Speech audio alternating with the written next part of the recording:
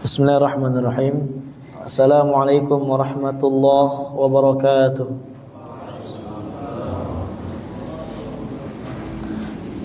Alhamdulillahi rabbil alamin. Wassalatu wassalamu ala nabiyyina Muhammadin wa ala alihi wa sahbihi ajma'in. Wa sallama tasliman katsira ila yaumiddin wa ba'd.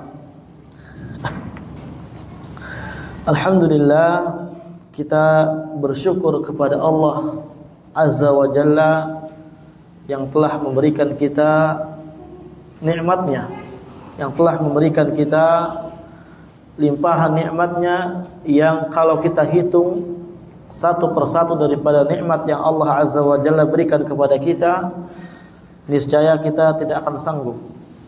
Sebagaimana yang Allah Azza wa Jalla firmankan, wa in ta'uddu ni'matallah la tuhsuha. Kalau kita berusaha menghitung-hitung nikmat yang Allah Azza wa Jalla berikan kepada kita, niscaya tidak akan sanggup kita menghitung nikmat tersebut. Walaupun kita tidak sanggup menghitung nikmat yang Allah Azza wa Jalla berikan kepada kita, setidaknya kita tahu nikmat yang paling besar yang Allah Azza wa Jalla berikan kepada kita. Tujuannya apa? Tujuannya tidak lain tidak bukan supaya kita bersyukur kepada Allah Azza wa Jalla dengan nikmat tersebut. Di antara nikmat yang sangat besar, bahkan yang paling besar, dikatakan oleh para ulama, yang Allah berikan kepada kita adalah nikmat hidayah untuk memeluk agama Islam. Yang mana kalau kita lihat di muka bumi ini banyak sekali makhluk-makhluk yang Allah Azza wa Jalla ciptakan, miliaran. Tapi Allah Azza wa Jalla pilih kita sebagai orang yang muslim, sebagai orang yang bisa memeluk agama Islam, dan ini adalah nikmat yang sangat besar. Kemudian setelah itu apa? Disebutkan oleh para ulama nikmat berikutnya, seorang setelah diberi hidayah Islam, dia diberi pemahaman yang benar, mengikuti pemahaman para sahabat Nabi sallallahu alaihi wasallam, para tabi'in, tabi'ut tabi'in. Ini adalah nikmat yang juga sangatlah besar. Karena kalau kita perhatikan, jangan kita melihat daripada luar negeri Indonesia.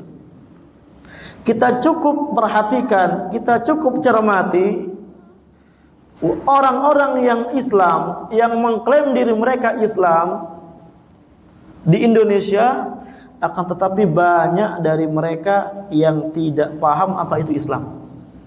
Banyak dari mereka yang paham Islam tapi pahamnya keliru atau gagal paham. Makanya kita sekarang diberikan oleh Allah Azza wa Jalla nikmat untuk belajar ilmu, dan belajar dengan ilmu yang benar ini adalah perkara yang sangat besar yang wajib kita syukuri. Wajib kita syukuri. Nah, insyaallah ya, kita malam kali ini akan melanjutkan lagi pembacaan kita terhadap kitab Ashrun Yajri Thawabuha Ba'dal Mamat. 10 pahala atau amalan yang pahalanya akan terus mengalir setelah kita meninggal nanti. Kemarin kita di awal telah mengatakan ta'limul ilmi, kita mengajari ilmu, atau yang serupa, yang diserikatkan atau yang disamai hukumnya terhadap mengajarkan ilmu. Kemudian amalan yang kedua, kemarin disebutkan di sini, dia ijra'un nahar.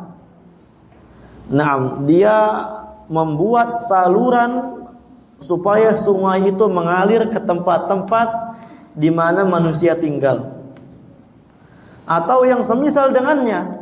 Ya, seorang tidak harus dari sungai, dari manapun itu sumbernya. Yang penting apa? Selagi air tersebut mengalir ke tempat-tempat orang tinggal, maka dia juga akan mendapatkan pahala jariyah dengan sebab amalannya tersebut. Nah, kemudian kemarin juga kita telah sebutkan amalan yang ketiga, ini lebih khusus lagi, akan tetapi masuk daripada kategori amalan yang kedua, yaitu menggali sumur. Dan menggali sumur ini manfaatnya bisa jangka yang sangat panjang. Bahkan apa? Jangka yang sangat panjang tersebut itu bisa melebihi dari umur kita. Kita umurnya umpamanya 60 tahun. Mungkin sumur itu apa? Bertahan sampai ratusan tahun. Dan bayangkan pahalanya sangat banyak dimanfaatkan oleh manusia, hewan, ataupun siapapun itu. Masya Allah. Naam. Dan juga Allah Azza wa Jalla berfirman, wa ja'alna minal ma' kulla syai'in hayy. Sesungguhnya kata Allah Azza wa Jalla, kita jadikan atau kami jadikan, kata Allah Azza wa Jalla, minal ma', dari hakikat air itu menghidupkan segala sesuatu. Jadi hakikat air dikatakan oleh Allah Azza wa Jalla itu menghidupkan segala sesuatu. Makanya ada air atau ada perkara, nyawa, baik dia hewan ataupun manusia, hidup sebab daripada air yang kita sumbangkan. Betapa banyak pahala yang kita peroleh. Ya kalau kemarin ada orang yang rajulun, seorang laki-laki yang dia menolong, bahwasanya ada seorang, ada apa namanya? Hewan. Yang mana hewannya ini adalah kalbun, anjing, hewan yang najis. Yang dia sangat haus sekali, diberikan kepada hewan tersebut, ya, daripada air yang dia ambil dari bawah, dari sumur dia turun. Kemudian setelah naik, anjing tersebut apa? Tidak haus lagi terhadap apa? Tidak haus lagi dikarenakan telah diberikan air. Apa kata Nabi SAW? Sesungguhnya seorang itu yang memberikan air mendapatkan ampunan dari Allah Azza wa Jalla. Padahal memberikan air kepada anjing yang haus. Ini orangnya. Terus bagaimana yang punya sumurnya? Yang punya sumurnya berarti apa? Lebih layak lagi mendapatkan pahala itu. Karena sebab dia adanya apa? Amalan tersebut. Naam. Kita lanjutkan yang keempat. Al-amalu rabi'. Qala al-muallif hafizahullahu ta'ala, amalan yang keempat yang dapat membuahkan pahala jariyah. Gharasun nakhal. Dia menanam pohon kurma. Nanti kita akan jelaskan. Apakah pohon yang lainnya juga masuk atau tidak? Nanti kita akan jelaskan di sini. Qala al-muallif taqaddama fi hadits Anas bin Malik radhiyallahu anhu qaulu Rasulullah sallallahu alaihi wasallam au gharasa ya nakhlan. Naam. Telah berlalu dari hadis yang diriwayatkan oleh Anas bin Malik, ucapan Nabi sallallahu alaihi wasallam di antara pahala jariyah adalah seorang dia menanam pohon kurma. Wa qad taqarrara fi sunnah anna nakhla afdalul ashjar wa anfa'uha. Dan sungguh telah tetap di dalam sunnah Nabi sallallahu alaihi wasallam pernyataan apa? Bahwasanya pohon kurma adalah pohon yang paling afdol. Pohon yang paling terbaik kalau ditanya apa? Pohon kurma. Wa anfa'uha, dan pohon yang paling bermanfaat. Untuk siapa? Baik manusia ataupun hewan, sebagaimana nanti kita akan jelaskan. Wa aktsaruha aidatan 'alan nas, dan pohon yang paling banyak seorang apa? Memberi kembali kepada pohon tersebut. Seorang banyak sekali memanfaatkan pohon tersebut. Yang manfaatnya banyak sekali kembali kepada para manusia. Hatta sampai saking manfaatnya dan saking afdalnya pohon kurma ini, sampai-sampai Nabi sallallahu alaihi wasallam syabbahaha bil muslim, menyerupai pohon kurma seperti orang muslim. Bayangin pohon diserupai dengan manusia yang muslim. Apa kata Nabi sallallahu alaihi wasallam? Inna minasyajari syajaratan la yasqutu waraquha wa innaha mathalul muslim. Sesungguhnya ada di antara pepohonan yang mana pohon tersebut la yasqutu waraquha, daunnya tidak dapat gugur. Karena saya pun ketika ngelihat pohon kurma belum ada ngelihat kurma itu pohonnya daunnya gugur gitu ya. Karena kan dia pelepah kuat. Nah, wa innaha matsalul muslim, sesungguhnya pohon tersebut seperti orang muslim. Wa fi lafdin, dan di dalam lafaz hadis yang lainnya, inna minasyajar, sesungguhnya ada dari pepohonan lama barakatuhu ka barakatil muslim, dia memiliki keberkahan sebagaimana keberkahan orang yang muslim. Hiyan nakhlah, dia adalah pohon kurma. Kenapa sih pohon kurma diserupai dengan orang yang muslim? Dijelaskan oleh para ulama dari sisi mana penyerupaannya. Wajhu syibha, bentuk sisi penyerupaannya seorang atau pohon kurma dengan seorang muslim, fi kathrati khairiha, di mana pohon kurma itu adalah pohon yang sangat memiliki banyak kebaikan dan pohon yang sangat bermanfaat untuk banyak manusia, untuk banyak hewan, untuk seluruhnya. Hal ini bagaikan orang yang muslim atau yang mukmin, di mana orang yang muslim dan mukmin kalau dia taat kepada Allah Azza wa Jalla, dia orang yang sangat bermanfaat untuk manusia yang lainnya. Kalau dia taat kepada Allah Azza wa Jalla, kalau dia beriman kepada Allah Azza wa Jalla, dikatakan oleh para ulama demikian. Jadi saking banyaknya manfaat pohon kurma, itu diserupai dengan satu orang muslim, sama. Dari sisi apa? Manfaatnya itu bukan hanya untuk dirinya pribadi, tapi untuk yang lainnya. Qala wa inna ma kana li nakhla hadzal fadlul kabir li'annaha syajaratun thayyibatun mubarakatun. Sesungguhnya sebab pohon kurma ini memiliki keutamaan yang sangat besar karena pohon kurma itu adalah pohon yang thayyibah, yang sangat baik, mubarakah, yang diberkahi oleh Allah Azza wa Jalla, katsiratul manafi', yang manfaatnya sangat banyak. La yakhlu juz'un minha fil ghalib min faidatin linnas wad dawabi, yang mana hampir-hampir kalau kita perhatikan dari rangkaian pohon kurma, dari rangkaian-rangkaian yang ada, melainkan di dalamnya terdapat faidah untuk manusia ataupun untuk hewan. Pelepahnya bermanfaat, kemudian daunnya bermanfaat, kurmanya apalagi bermanfaat. Bahkan kurma muda katanya apa? Ya, membuat di antara sebab-sebab seorang mendapatkan keturunan. Kurma yang muda, yang masih belum matang. Kurma yang lain-lain, ya, kurma ajwa dapat menahan dari sihir dan semisalnya, ini sangat bermanfaat. Ini baru kita bicarakan manfaatnya bagi manusia, belum bagi hewan yang lainnya. Ya, ketika dijelaskan oleh para ulama juga manfaatnya diantaranya ya dari pelepahnya atau dari tangkai kurmanya, itu bisa buat hewan. Dikasih makan dia, kurmanya juga bisa untuk dimakan, yang memiliki vitamin yang sangat banyak untuk hewan.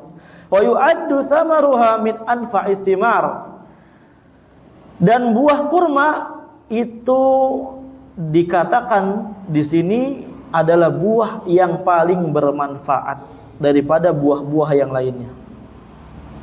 Walahu halawatun la tudaniha halawah, yang mana buah kurma juga memiliki manis yang tidak ada satupun dari buah-buah yang lain manisnya sama dengan manis kurma, tidak ada.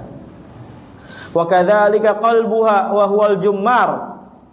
Demikian pula kalau kita lihat jantung pohon kurma, fa innahu yahwil adid minal mukawwinati nafi'ah lil jismi.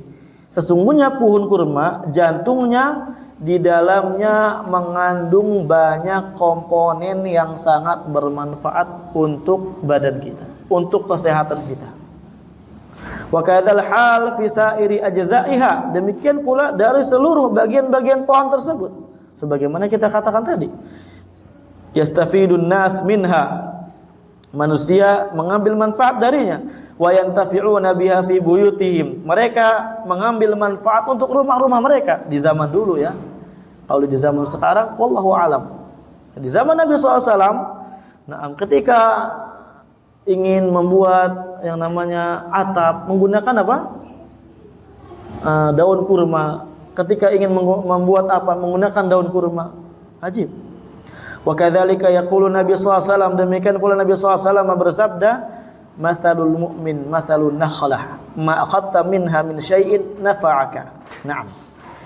Perumpamaan seorang yang mukmin seperti pohon kurma. Tidaklah kamu mengambil daripada bagian yang ada pada pohon tersebut, melainkan itu bermanfaat untuk dirimu. Masalahnya kan kita kan di Indonesia, ya, nggak tahu kurma itu apakah tumbuh di setiap tempat. Di sini kan ada ya sawit adanya kan, bukan kurma. Walaupun agak sama-sama gitu ya. Ya, pohon sawit itu agak sama-sama dengan pohon kurma. Tapi kan itu bukan kurma. Ya, buahnya sawit gitu. Terus bagaimana kita mendapatkan keutamaan ini? Kita akan jelaskan di sini. Kita bacakan dulu sedikit. Faman gharasa nakhlan wa sabbala thamaraha ilal muslimin fa inna ajrahu yastamirru kullama ta'ima min samarihi ta'imun. Barang siapa yang menanam kurma, kemudian buah-buahannya, hasil panennya dia peruntukkan bagi kaum muslimin, maka pahalanya dia terus berkelanjutan. Pahalanya dia terus dicatat oleh Allah Azza wa Jalla setiap kali ada orang yang memakan buah tersebut. Wantafa'a bi nakhlihi muntafi'un, dan orang yang mengambil manfaat dari pohonnya, maka dia akan mendapatkan pahala juga. Min insanin aw hayawan, baik insan atau hayawan. Masya Allah. Dan juga sekali lagi, pohon kurma ini adalah pohon yang unik, yang dia tidak berbuah kecuali dikawinkan. Ya, dulu ada kisah di zaman Nabi SAW, ketika Ibnu Mas'ud sedang mengawinkan pohon kurma, satu dengan yang lainnya, yang jantan dan betina, nggak tahu bagaimana caranya. Ini jantan ini betina, nggak tahu saya. Ya. Kata Nabi SAW, biarkan saja udah dia, kita tinggalkan nanti akan tumbuh sendiri. Ya, kita jangan urusin mereka, biarkan. Itu pohon kita tinggalkan, nanti insya Allah berbuah sendiri, kata Nabi SAW. Kemudian karena para sahabat sangat nurut dengan Nabi SAW, mereka tinggalkan. Alhasil seminggu, 2 minggu, 3 minggu, sebulan, 2 bulan, enggak berbuah-buah. Langsung Ibnu Mas'ud kembali ya menghadap Nabi SAW berkata, wahai Rasulullah, ini pohon enggak berbuah-buah, gimana ini? Ya, kita enggak kawinkan malah enggak berbuah. Apa kata Nabi SAW? Antum a'lamu bi umuri dunyakum. Kalian lebih tahu tentang perkara dunia kalian, silahkan lakukan. Di sini juga dalil apa? Di antara dalil bahwasanya perkara dunia itu adalah bukan perkara agama. Sehingga tidak bisa kita katakan ini adalah perkara bid'ah. Umpamanya apa? Mikrofon. Oh, itu bid'ah. Enggak. Ini perkara dunia, bukan perkara agama. Nabi SAW memberikan silahkan kepada Ibnu Mas'ud, silahkan. Inovasi dalam perkara dunia, kalian lebih paham tentang perkara dunia itu. Naam. Wa hadzal ajrul azim. Nah, ini dijelaskan oleh Syekh di sini, dan pahala yang besar ini yang dijelaskan oleh Syekh tadi yashmalu jami'al asjar, mencangkup seluruh pohon. Berarti kalau kita punya pohon jambu, kita niatkan, umpamanya kalau buahnya kita enggak sempat ambil, kita niatkan udah biarin buat hewan, ya, biarin buat burung, biarin buat codot, insya Allah dapat pahala. Kemarin kan apa? Kita jelaskan, setiap yang bernyawa ketika mengambil manfaat dari milik kita dan kita ikhlaskan karena Allah, dapat pahala. Kemudian ulet, ya, ulet makan gitu kan, silakan, nggak apa-apa. Kita ikhlaskan karena Allah Azza wa Jalla, dapat pahala. Kemudian umpamanya saya nggak ada pohon-pohon kecuali pohon hias. Terus gimana kalau pohon hias saya dimakan ulet? Apakah dapat pahala? Ya kalau kita sabar dapat pahala insya Allah. Rata-rata kan orang kalau pohon hias apa? Nggak sabar, akan diusir itu ulet. Dan memang Kalau dia mengganggu nggak apa-apa kita matikan gitu kan. Kalau umpamanya kita memang niat untuk pohon kita untuk panen dan semisalnya ada yang mengganggu, nggak apa-apa kita matikan, nggak masalah. Tapi kalau umpamanya kita menanam pohon, ada 1 pohon, 2 pohon di rumah kita, apapun pohonnya, umpamanya nanti ada burung di situ membuat sarang, kemudian ada tupai di situ memanfaatkan, kita dapat pahala. Kita mendapatkan apa? Pahala yang sangat besar. Kita telah meninggal umpamanya pohonnya tapi apa? Terus ada. Masya Allah. Apalagi pohonnya memiliki buah. Dimanfaatkan oleh manusia, oleh yang lainnya. Berarti kalau pohon saya dicolong gimana, Ustaz? Ya itu kembali lagi. Ya kalau buahnya dicolong, memang kita pengen buahnya, ya udah. Ya kita doakan supaya orang dapat hidayah gitu. Atau kalau kita sabar, Masya Allah gitu kan, supaya dapat pahala, udah biarkanlah, semoga dapat pahala. Insya Allah dapat pahala kita. Allah Azza wa Jalla ganti itu semua insya Allah. Wa innama khassatin nakhla bi dzikri fil hadithi sabiq litamayyuziha wa kathrati fawaidiha. Sesungguhnya dikhususkannya pohon kurma disebutkan di dalam hadis yang telah berlalu untuk membedakan pohon kurma dengan pohon yang lainnya. Kenapa? Karena pohon kurma adalah pohon yang memiliki banyak faedah. Iya, pohon kurma walaupun agak sama dengan pohon sawit, manfaatnya lebih banyak pohon kurma. Pohon kurma itu kurmanya kalau umpamanya masih mentah bisa kita makan. Umpamanya kurma mentah itu ketika musim panas biasanya ya. Musim panas itu kurma baru berbuah. Nah, biasanya kita tuh kalau di sana di Timur Tengah kita beli kurma itu lebih suka kurma yang mentah karena keretak-keretak. Sukari mentah itu sangat enak. Itu biasanya musim panas. Musim panas bisa kita nikmatin itu kurmanya. Masih mentah juga. Umpamanya udah agak jauh dikit ya, dipanen. Lama-lama mereka matang sendiri, masih bisa kita nikmati. Umpamanya sangat matang, bisa kita jus dan semisalnya. Ya. Adapun yang lainnya, Allahu a'lam. Apakah ada? Nah, fakullu man zara'a syajarah fantafa'a bihan nas wad-dawab wat-tuyur kanat shadaqah lahu. Yasilu ajruha fi hayatihi wa ba'da mamatihi. Maka setiap orang yang dia zara'a syajarah, menanam pohon, kemudian dimanfaatkan oleh manusia, oleh hewan, oleh burung, disebutkan di sini burung apa? Ya karena burung memang yang paling sering menghinggap ke pepohonan. Nah, maka hal tersebut bisa menjadi sedekah buat dia. Dan ini mungkin solusi buat kita. Umpamanya di yang pertama, kita tidak bisa apa? Bermusyarakah. Mengajari manusia karena apa? Memang ilmu kita sulit untuk kita ajarkan ke orang. Atau kita dari sisi harta ingin membantu, tidak bisa dari sisi ta'lim mengajarkan manusia. Kemudian kita mengalirkan sungai itu juga bingung.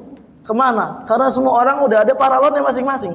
Yang nggak mungkin kita apa buat paralon sendiri dari sungai. Itu pun kotor airnya.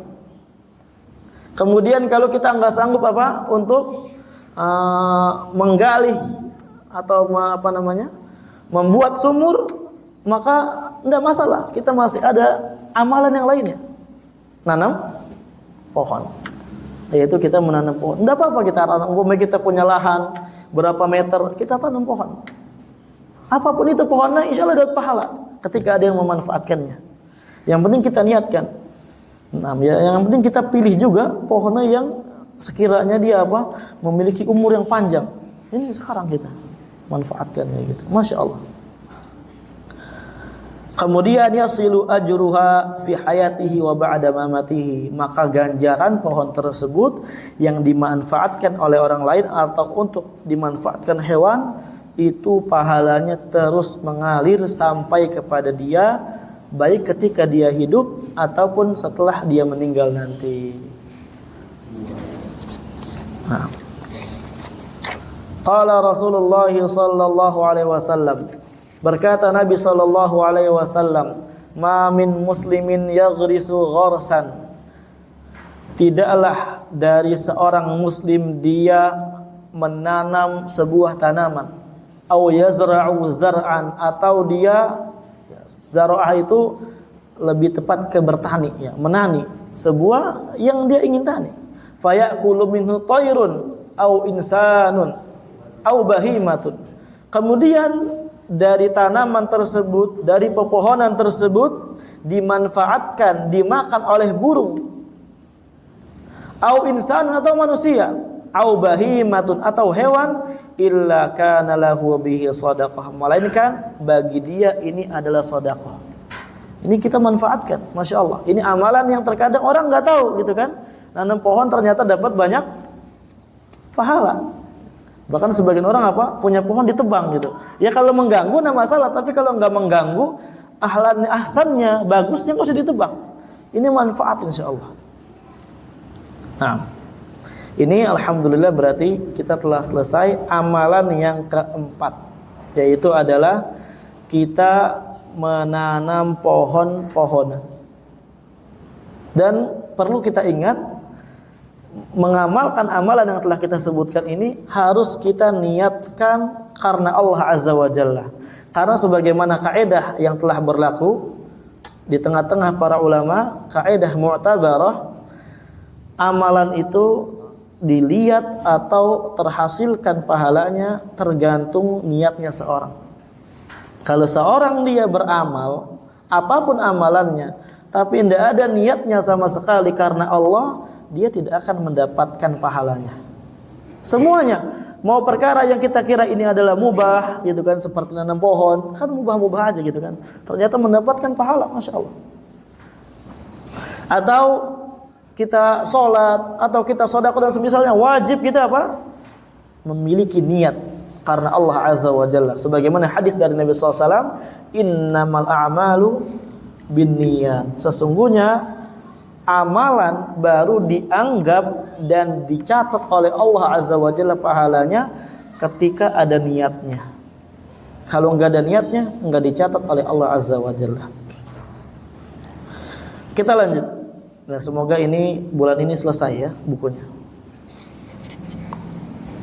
Al-amalul khamis, amalan yang kelima yang dapat membuahkan pahala jariyah ketika seorang telah meninggal adalah binaul masajid.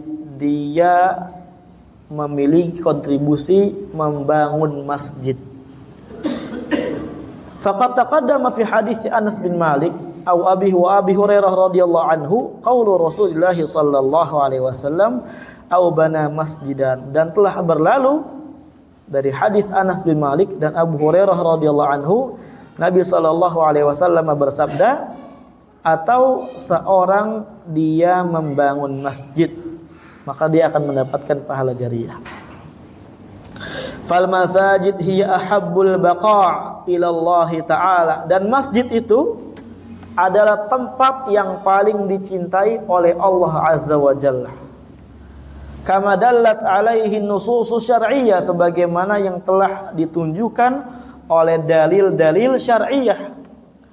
Faqad qala Rasul sallallahu alaihi wasallam, sungguh Nabi sallallahu alaihi wasallam telah bersabda, ahabbul biladi ilallah masajiduha, tempat yang paling dicintai oleh Allah Azza wa Jalla adalah masjid-masjid yang ada. Wal inayatu biha wa imaratuha min alamatil iman. Bahkan ketika seorang membangun masjid, ketika seorang inayatu biha, ya, memiliki perhatian yang besar terhadap masjid-masjid Allah, wa imaratuha, dan membangun masjid-masjid tersebut, min alamatil iman. Imarah ini maksudnya memakmurkan, ya, memakmurkan masjid. Ini merupakan di antara tanda-tanda keimanan seorang. Allah Azza wa Jalla berfirman, innama ya'muru masajidallah man amana billahi wal yaumil akhir.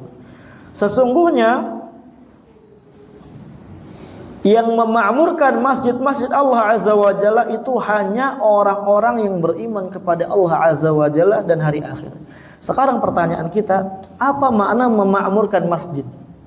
Apakah memakmurkan masjid itu cuma hanya sekedar kita tinggikan bangunan? Ma'mur itu dari kata imarah. Imarah itu bangunan. Apakah cuma dengan kita meninggikan masjidnya, kita luaskan masjidnya, itu sudah termasuk ma'mur? Memakmurkan masjid atau bagaimana? Dikatakan di sini. Wal maqsudu bi imaratil masajid amran. Yang dimaksud dengan memakmurkan masjid itu ada dua perkara. Al-amrul awal, perkara yang pertama, al-imaratul hissiyah. Imarah hissiyah. Hissiyah itu adalah apa namanya itu? Hissiyah, bagaimana terjemah enaknya, Sandri? Hissiyah itu indra gitu ya. Hissiyah apa? Terjemah yang enak?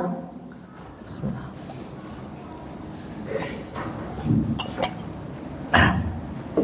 Panca indera artinya hissiyah bukan ma'nawi, yang asli, yang dapat kita lihat. Ya, hissiyah itu ada 5. Ya, apa namanya, pendengaran, penglihatan, bicara, itu maksudnya hissi. Tapi di sini maksudnya apa? Maksudnya adalah hissiyah yang dapat kita lihat. Bukan ma'nawiyah, bukan perkara yang enggak kita lihat. Naam. Al-imarah al-hissiyah. Wa dzalika, yang demikian maksudnya imarah hissiyah adalah bibina'il masajid, dengan kita membangun masjid-masjid yang ada. Seperti apa?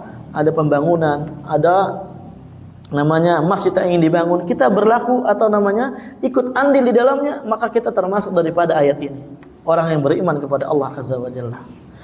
Wasiyanatuha, dan kita menjaga masjid-masjid tersebut. Wa tawsiyatuha, dan kita memperluas masjid tersebut. Wa tarmimiha, kita perbaiki masjidnya. Wa tahiyatu murafaqaha atau murafiqaha. Murafiqah itu wazannya mafa'il. Artinya apa? Tahiyah, kita menyiapkan fasilitas-fasilitas daripada bangunan tersebut atau yang semisalnya. Artinya apa? Bapak-bapak yang dirahmati Allah Azza wa Jalla, kapan seorang dia membangun masjid atau dia menjaga masjid atau memperluas masjid, memperbaikinya, atau menyiapkan yang ada daripada perkara-perkara bangunan tersebut, daripada fasilitas-fasilitas yang ada, termasuk daripada ya'muru masajid Allah, orang yang memakmurkan masjid-masjid Allah Azza wa Jalla. Naam. Kemudian wal amru tsani, ya, imarah yang kedua maksudnya al-imarah al-ma'nawiyah. Ya, memakmurkan secara ma'nawiyah. Bukan kita imarahkan, bukan kita bangun masjid, nah bukan. Ya, imarah itu sebagaimana dikatakan tadi, imarah itu adalah bangunan. Ya, ketika orang kita tanya, "Ainal imarah?" Di mana imarah? Maksudnya di mana bangunannya? Di mana bangunannya? Nah, dan di sini maksud yang kedua al-imarah ma'nawiyah adalah dengan iqamatis shalah, kita menegakkan salat di dalam masjid. Wa qiraatil Qur'an, kita membaca Al-Qur'an di dalamnya. Wa ahya'i majalisid dzikir wal ilm, kita hidupkan majelis-majelis zikir dan ilmu. Artinya apa? Ini namanya imarah ma'nawiyah. Enggak kelihatan kita membangun masjidnya, kita menjaga masjid, kita meluaskan masjid, enggak kelihatan. Akan tetapi apa? Ini termasuk imarah, termasuk ayat wa man ya'muru masajidallah. Innama ya'muru masajidallah. Sesungguhnya orang-orang yang memakmurkan masjid-masjid Allah Azza wa Jalla. Masuk daripada ayat tersebut. Naam. Sebagaimana yang Allah Azza wa Jalla firmankan, fi buyutin adzinallahu an turfa'a wa yudhkara fiha ismuhu yusabbihu lahu fiha bil ghuduwi wal asal. Fi buyutin, di dalam masjid-masjid Allah Azza wa Jalla, adzinallah, Allah Azza wa Jalla mengizinkan an turfa'a, untuk diagungkan. Ya, turfa'a maksudnya apa? Tu'azzam, diagungkan. Wa yudhkara, dan disebutkan fiha, di dalam masjid-masjid tersebut, ismuhu, nama-nama Allah Azza wa Jalla, dengan mengkaji ilmu Allah, dengan mengkaji bagaimana nama-nama Allah Azza wa Jalla, dengan mengaji kitab-kitab yang lain. Ini termasuk daripada apa? Ayat ini. Naam. Yusabbihu lahu fiha, dan seorang bertasbih di dalamnya, bil ghuduwi wal asal, di waktu pagi dan waktu petang. Rijalun la tulhihim tijaratun wala bai'un an dzikrillah wa iqamis shalah wa ita'iz zakah. Sedikit lagi. Rijalun, ya, seorang la tulhihim tijarah, yang dia tidak dilalaikan oleh perniagaan, tidak dilalaikan oleh jual beli, dari berzikir kepada Allah Azza wa Jalla dan dari mendirikan salat serta menunaikan zakat. Di sini dalil maksudnya apa? Imarah ma'nawiyah. Dia memakmurkan masjid dengan berzikir kepada Allah Azza wa Jalla, dengan menghidupkan majelis-majelis ilmu atau dengan ibadah-ibadah yang lainnya di dalam masjid. Ini sedikit daripada faedah imarah, ya'muru masajidallah. Adapun maksud daripada pahala jariahnya di mana? Insyaallah kita akan lanjutkan setelah adzan.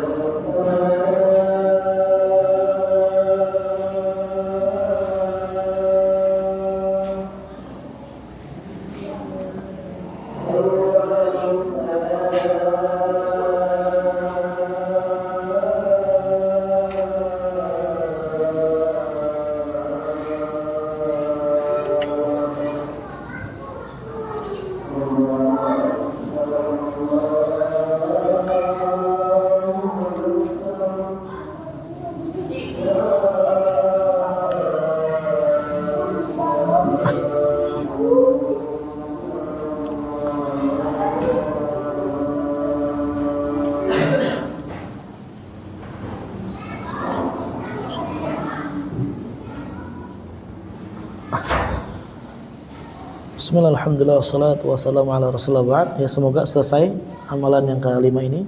Bismillah. Dikatakan di sini tadi imaratul masajid, ya, dia mulai apa namanya? Menta'mir masjid, maksudnya adalah dua makna. Imaratul hissiyah, dia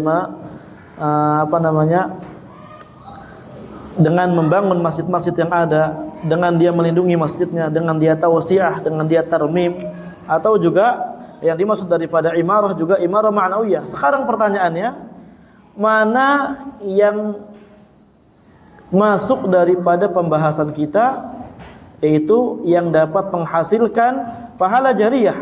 Maka jawabannya apa? Yang dapat menghasilkan pahala jariyah itu adalah yang pertama, imarah yang pertama. Ya, dia memakmurkan masjid yang pertama. Artinya apa? Imarah hissiyah, dengan dia membangunnya atau dia memperluaskannya. Makanya dikatakan di sini, faman bana masjidan lituqama fihi shalah. Barang siapa yang membangun masjid tujuannya untuk ditegakkan salat. Wa yutla fihi al-Qur'an, dibaca Al-Qur'an di dalamnya. Wa yudhkara fihi Rahman, disebutkan, dizikir di dalamnya. atas nama Allah Azza wa Jalla. Wa in syarafihil ilmu, kemudian disebarkan di dalamnya ilmu. Wa yajtami'u fil muslimuna 'alal khair wal birri wasilah. Seorang muslim bergabung, ya, berkumpul di dalam masjid tersebut untuk mengerjakan kebaikan, mengerjakan amal soleh. Ila ghairi dzalik minal masalihil 'azimah, dan seterusnya daripada maslahat-maslahat kebaikan-kebaikan yang sangat besar. Fa inna ajra jami' hadhil a'mali shalihat wa thawabaha satarji'u liman banahu. Sesungguhnya seluruh amalan soleh yang dilakukan oleh seorang di dalam masjid, maka akan kembali kepada orang yang akan atau yang telah membangun masjid tersebut. Akan kembali pahala sholat seorang, pahala mengajar, pahala majlis ilmu, pahala baca Quran, seluruh pahala yang dilakukan di dalam masjid dan dia memiliki andil di dalamnya, maka seluruhnya akan kembali kepada dia. Wasaha aidan sebentar. Wa ba'da mamatihi, dan juga setelah dia meninggal akan terus mengalir pahalanya, dan ini adalah keutamaan dari Allah Azza wa Jalla. Allah berikan kepada orang yang Allah kehendaki. Dan juga telah sahih hadis dari Nabi SAW, fadlun azimun, pahala yang sangat besar, liman bana masjidan, bagi orang yang dia membangun masjid, daripada pahala jariah Allah Azza wa Jalla, atau Nabi SAW menjamin bagi orang yang membangun masjid. Kata Nabi SAW, man bana masjidan, barang siapa yang membangun masjid, ya bataghi fihi wajh Allah, yang dengan membangunnya tersebut dia ikhlas karena Allah Azza wa Jalla, ibtigha, ikhlas, banallahu lahu baitan fil jannah, maka Allah Azza wa Jalla akan bangun bagi dia rumah di dalam surga. Hadis ini adalah hadis yang mutawatir, hadis yang tidak bisa ditolak satupun oleh siapapun orangnya. Kapan seorang dia membangun masjid, maka Allah Azza wa Jalla akan jamin dia rumah di surga. Masya Allah, di dunia dapat kebaikan, di akhirat dapat kebaikan, di surga dapat kebaikan. Ini adalah amalan yang sangat mulia. Kita lanjutkan lagi dikit lagi. Wa ajru bana'il masajid, dan ganjaran membangun masjid-masjid, yashmalu man bana masjidan kamilan binafsi, mencakup seorang yang membangun masjid seluruhnya, totalitas dari awal sampai akhir sendiri. Wa man syaraka ghairahu bibinahi, atau ada orang yang berserikat, ada orang yang patungan, ikut bareng-bareng, maka seluruh pahalanya akan kembali kepada yang andil. Walau kanatil musyarakah yasira, walaupun dia cuma berserikat yang ringan, umpamanya beli apa? Beli kipas, beli baja ringan, beli semen 1, itu insyaallah dia dapat pahalanya, ya, akan mendapatkan pahalanya. Makanya ketika kita punya keluasan rezeki, kita nggak bisa mengamalkan yang lain-lain dari pahala jariah. Ketika ada masjid dibangun, diperluas, maka kita apa? Harus memiliki andil di dalamnya, walaupun sedikit. Maka terkadang yang sedikit apa? Memiliki pahala yang sangat besar. Nah, yang sedikit terkadang apa? Membuahkan pahala yang sangat besar. Dari Jabir Al-Ansari radhiyallahu anhu, Nabi SAW bersabda, "Man bana masjidan lillah kamahsani qatatin aw asghara banallahu lahu baitan fil jannah." Perhatikan. Barang siapa yang membangun masjid karena Allah Azza wa Jalla, yang mana perserikatan ini dia kamahsad qatatin. Mahsad qatat ini adalah tempat bertelurnya burung merpati yang sangat apa? Kecil. Tanah kecil. Au asgor, atau bahkan lebih kecil daripada itu. Dia hanya apa umpamanya yang paling kecil lagi? Enggak tahu ya. Rata-rata apa kita lebih besar daripada ini. Maka dia akan diberikan oleh Allah Azza wa Jalla rumah di surga. Ini yang sangat kecil. Maka bagaimana dengan orang yang dia patungan semen 5 sak, 10 sak dan semisalnya, batu bata dan semisalnya. Masya Allah.